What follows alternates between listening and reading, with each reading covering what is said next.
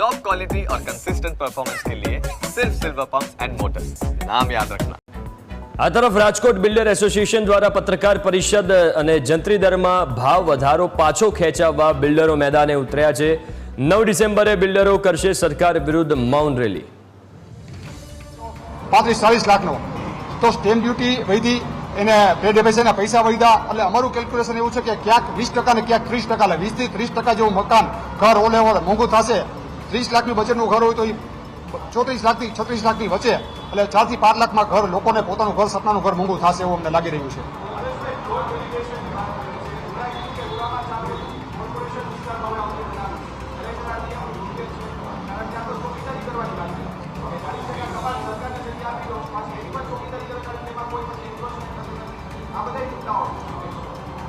મુદ્દાઓ ઘણા બધા છે।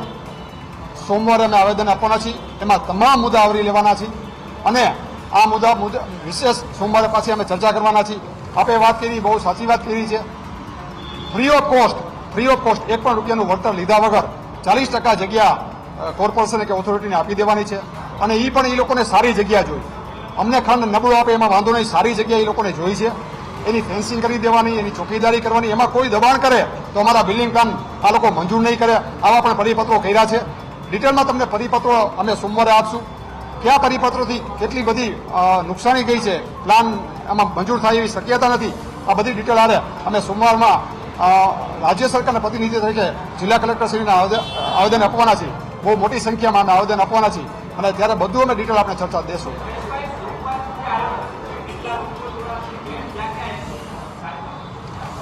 સોમવારે અમે આપને વાત કરી એમ કે રાજકોટ રેવન્યુ બાર એસોસિએશનને અમે આમંત્રણ આપશું।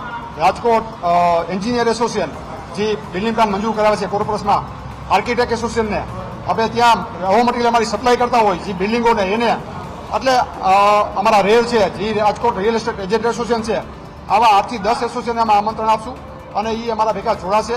અને એવું માનું છું કે હજારોની સંખ્યામાં, ફિગર હું નથી બોલતો, અમારું એસોસિએશન છે ને એમાં 500 મેમ્બર છે, પણ આ મુદ્દો એવો છે કે ખાલી એસોસિએશનને સ્પર્શતો નથી।